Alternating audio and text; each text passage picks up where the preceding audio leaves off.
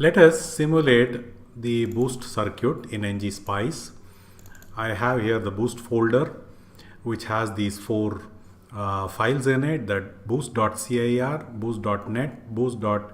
This is the schematic file and the subcircuit file. Let me open the boost.sch or the schematic file in GSM.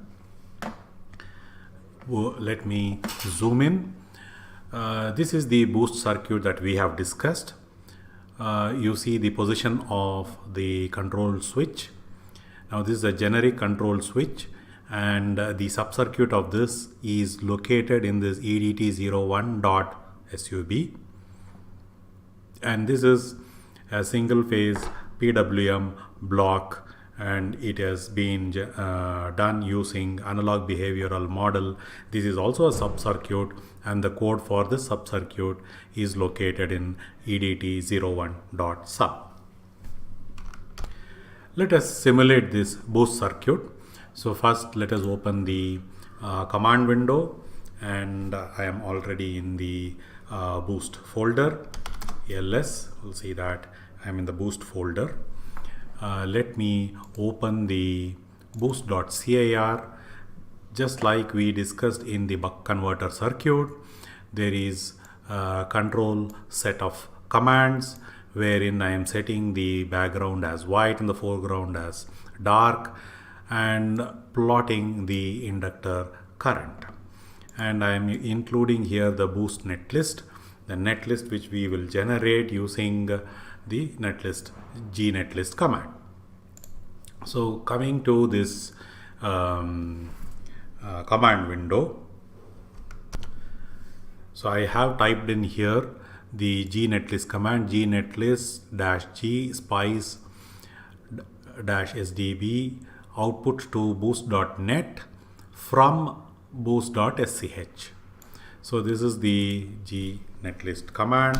It will generate the netlist, and then ngSpice boost.cir will execute, will run the circuit, and give the display the results. And in the results we saw that we will see the IL, that is the inductor current of the boost circuit. And if I take towards the steady state and zoom in here, you will see the inductor current in much more greater detail, where you see that during the period of the time when the switch is on, the inductor is charging up, and during the period of the time when the inductor is discharging, when the generic switch is off. We can plot VA and V0. VA is the input supply voltage and V0 is the output voltage, and see that in fact indeed the boost action happens. So you see here the red line here indicates the supply voltage, which is at 12 volts, and the blue line here indicates V0, which is hovering around 45 volts.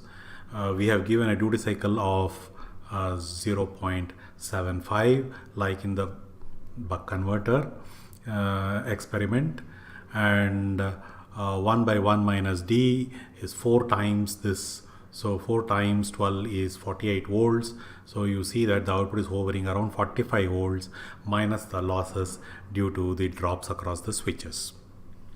It is the non-idealities, and also the rise time and fall time of the switches due to the simulation pulses.